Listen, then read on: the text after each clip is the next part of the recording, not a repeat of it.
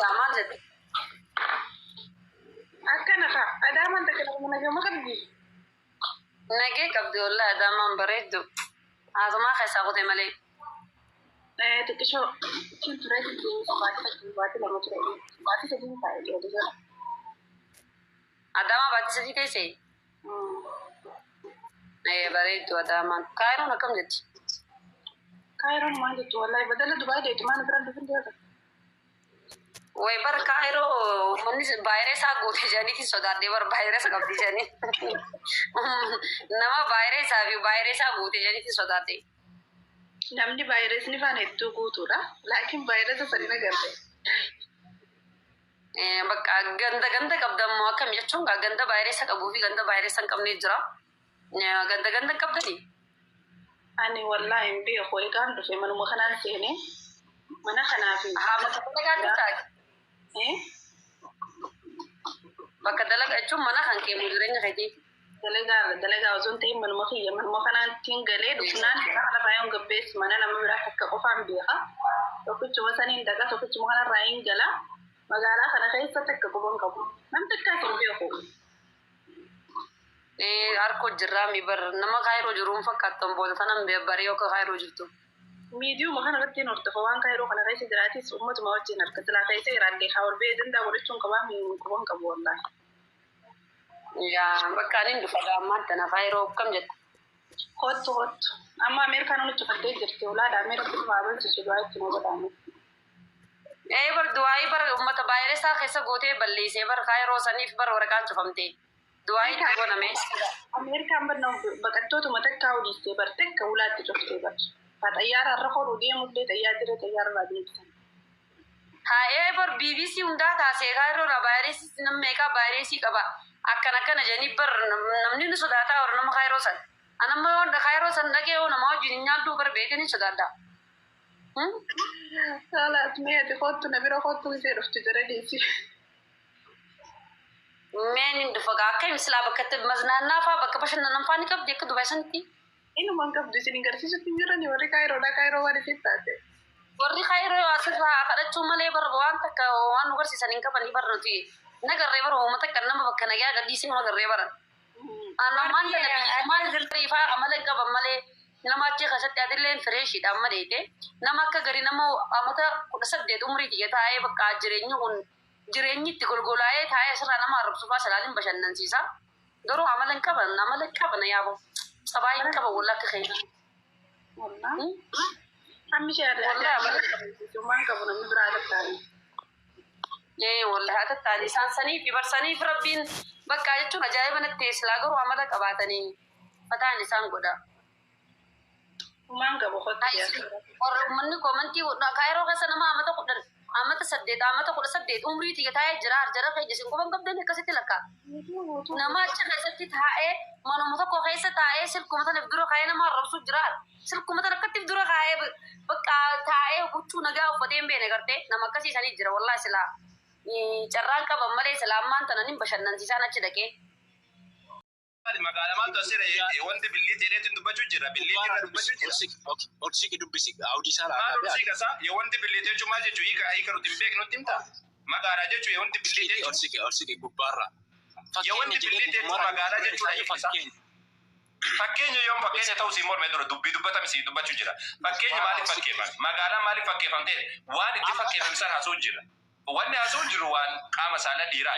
Fakkeenya jettee bira dabruun hin danda'amu. Waan qaama saalaa dhiiraa qaamni saalaa dhiiraa guddaadha jedhee dubbachuu jira. Harree fakkaata jedhedha.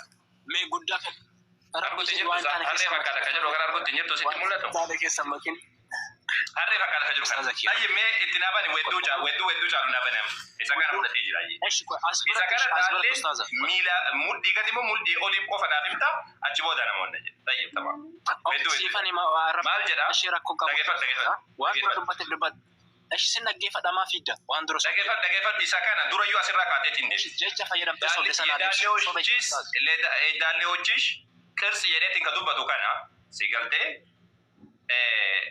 daalleen kuni dhaggeeffadha. Daalleen kuni mul'ii gadi jira moo mul'ii ol jira? Ijoollee gurra qabadhaa warri isaan laddan. Sababni isaadha duriyee wajjin haasa'u jirra.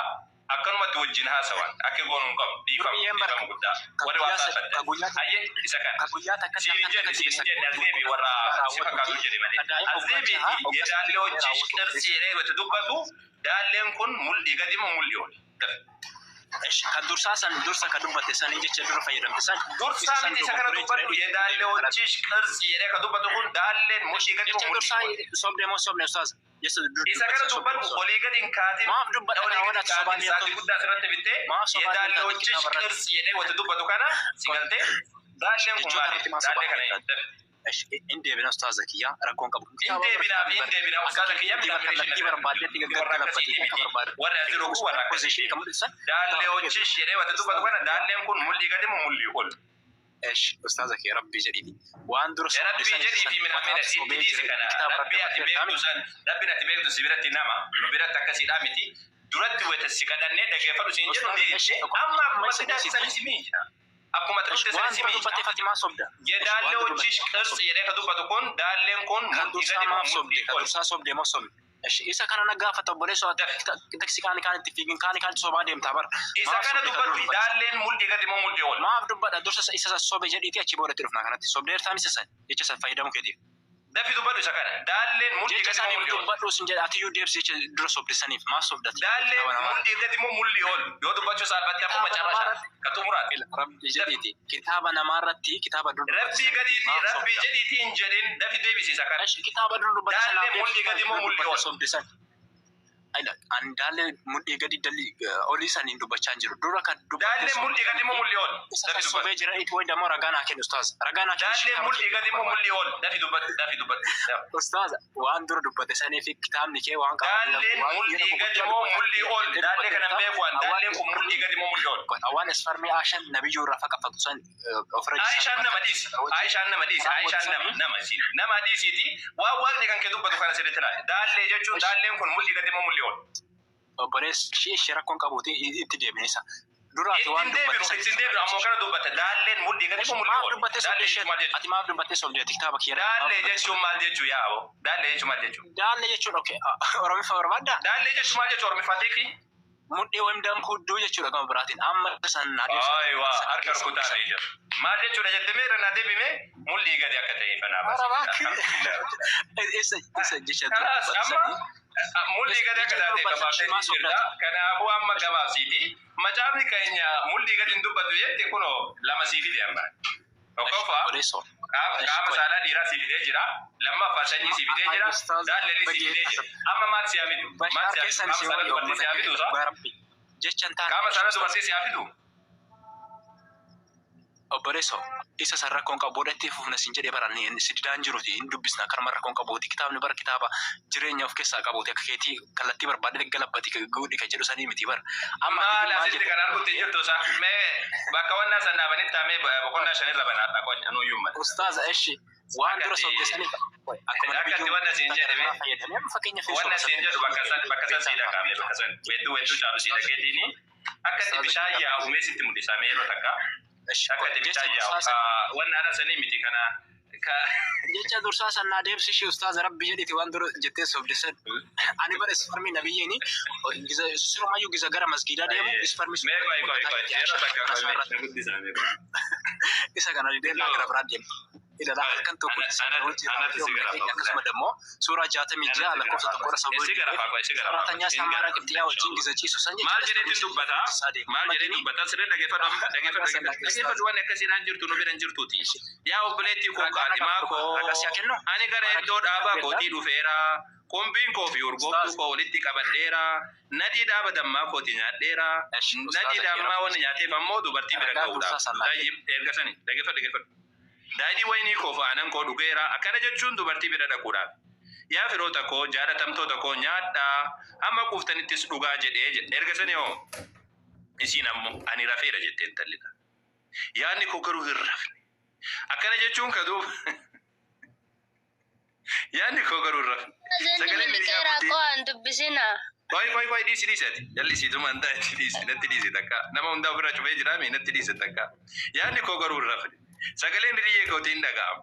inni balbala in kurukuta balbala naaf bani yaa obboleettii koo yaa michuu koo yaa kuullee akka gugee koo yaa ishee mudaa hin qabne mataa koo fixeensi fixisiiseera rifeensa mataa koo tiifuun halkanii tortorseera jedha halkan keessa deemaa bule namtichi san boodaan ammoo ani immoo jetti isiin anoo uffata koo ofirra baaseera attamittan deebisee uffadharee anoo miila koo dhiqadheera attamittan deebisee lafa ittiin ijjadharee xureessaree nan jedhee jetti yemmus michuun koo karra kaawwaa harka isaa ollichisiifatee lapheen koo indhaatee jetti bakka harka jedhu kun macaafni duraaniidha waan biraa jedhan lemee akkanumatti haa qabnu harka ollichisiisee jennaan lapheen koo indhaate eessa ollichisiise bakka kamitti ollichisiise eessa ollichisiise dhageeffadhu koy eessatti akka ollichisiise ilaalta ani michuun koo balbala banuudhaaf